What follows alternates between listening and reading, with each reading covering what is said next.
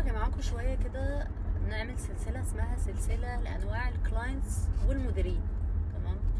اول نوع كلاينت دايما بيبقى حاسس ان هو لازم يحسسك ان انت مش عامل اللي عليك او ان الريزلتس مش احسن حاجه.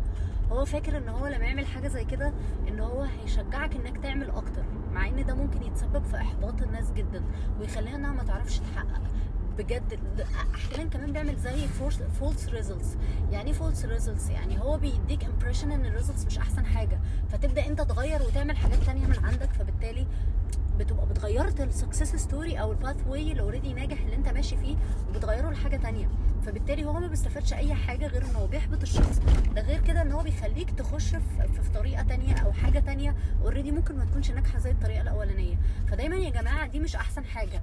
احسن حاجه انك تبقى شخص نيوترال. حاجه وحشه قول وحشه، حاجه حلوه قول حلوه، بس عمرك في حياتك ما تفتكر ان انت لما تحبط.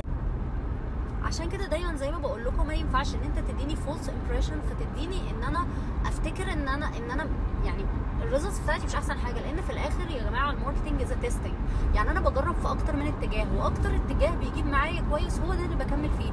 فلما انت تديني الريزلتس غلط او تقول لي مثلا لا اللي انت ماشيه فيه ده وحش، فبتخليني اغير الباث واي اللي انا ماشيه فيه، وانس ان انا اغيره ما اقدرش ارجع تاني للباث واي الاولاني اللي هو اوريدي كان احسن، لمجرد ان انت كنت فاكر ان الطريقه بتاعتك دي ممكن تخلي الناس تشتغل اكتر او هتحسن الاداء. فيا جماعه دايما خليكم نيوترال.